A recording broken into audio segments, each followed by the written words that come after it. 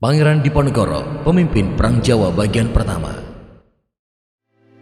Bendoro Pangeran Haryo Diponegoro, atau lebih dikenal sebagai Pangeran Diponegoro, adalah salah satu pahlawan nasional Republik Indonesia yang memimpin Perang Diponegoro atau Perang Jawa antara tahun 1825 sampai 1830.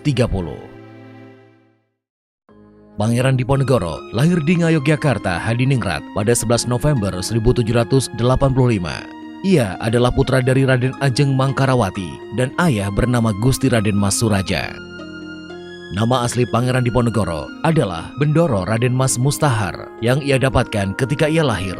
Di kemudian hari, nama tersebut berubah menjadi Bendoro Raden Mas Antawirya. Nama Pangeran Diponegoro ia dapatkan ketika ayahnya Gusti Raden Mas Suraja naik tahta menjadi raja dan bergelar Hamengkubuwono III. Pada masa mudanya, Pangeran Diponegoro sudah tertarik memperdalam agama Islam dengan membaca buku-buku Islam dan belajar dari para ulama. Meskipun Pangeran Diponegoro merupakan seorang keturunan bangsawan, dia sebelumnya tidak menaruh minat terhadap dunia perpolitikan keraton. Ia lebih menyukai hal-hal yang menyangkut pada masalah keagamaan dan lebih nyaman berbaur dengan rakyat. Namun hal ini berubah drastis ketika dirinya ditunjuk sebagai salah satu wali dari Sultan Hamengkubuwono V yang pada saat itu masih berusia 3 tahun. Karena baru berusia 3 tahun, pemerintahan keraton sehari-hari dikendalikan oleh Patih Danureja dan Residen Belanda. Pangeran Diponegoro yang tidak menyukai dengan cara perwalian itu akhirnya mengajukan protes. Ia tidak menyukai dengan campur tangan Residen Belanda yang masuk ke dalam pemerintahan keraton. Berawal dari masalah tersebut, mulai tumbuh jiwa anti-kolonial dalam diri Diponegoro. Permasalahan yang lebih kompleks kembali muncul ketika Belanda memasang patok-patok di atas lahan milik Diponegoro di desa Tegalrejo tanpa izin. Tindakan tersebut ditambah dengan beberapa kelakuan Belanda yang tidak menghargai adat istiadat setempat dan penerapan pajak tinggi terhadap rakyat membuat Pangeran Diponegoro geram. Hal inilah yang akhirnya mendorong Pangeran Diponegoro untuk mengobarkan perang melawan Belanda yang dikenal dengan Perang Jawa. Sejarah mencatat Perang Jawa atau Perang Diponegoro adalah perang yang memakan korban terbanyak dalam sejarah Indonesia, yaitu 8.000 serdadu Hindia Belanda, 7.000 pribumi, dan 200.000 orang Jawa dengan kerugian sekitar 25 juta gulden. Keputusan dan sikap Pangeran Diponegoro yang menentang Belanda kemudian didukung oleh banyak pihak. Salah satunya adalah GPH Mangkubumi yang menyarankan kepada Pangeran Diponegoro untuk pergi dari Tegalrejo dan membuat markas di Gua Selarong. Seruan Perang Sabilillah yang disebarkan oleh Diponegoro menarik banyak simpati masyarakat yang membuat mereka tidak segan untuk ikut bergabung ke dalam pasukan melawan Belanda. Bahkan saking besarnya perang tersebut, Perang Diponegoro tidak hanya terjadi di daerah Yogyakarta saja, tetapi juga menyebar sampai ke Semarang, Banyumas, Wonosobo, hingga ke Tuban, Pacitan, Kediri, dan Surabaya. Luasnya daerah peperangan membuat perang ini disebut sebagai Perang Jawa.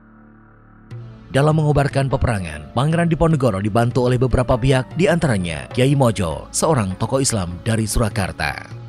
Hubungannya dengan Pangeran Diponegoro tidak hanya sebatas ulama dan muridnya saja, tetapi Kyai Mojo juga mempunyai hubungan kekerabatan dengan Diponegoro.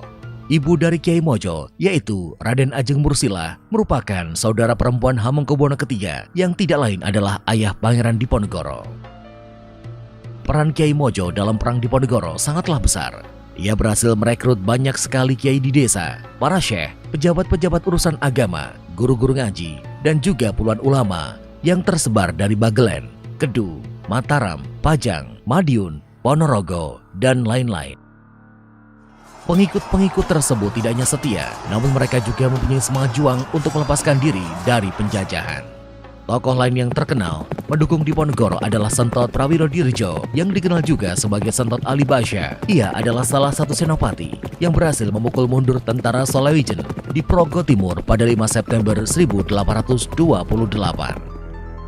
Tidak lama setelah bergabung ke dalam pasukan, ia berhasil memenangi peperangan di Begelen dan Banyumas.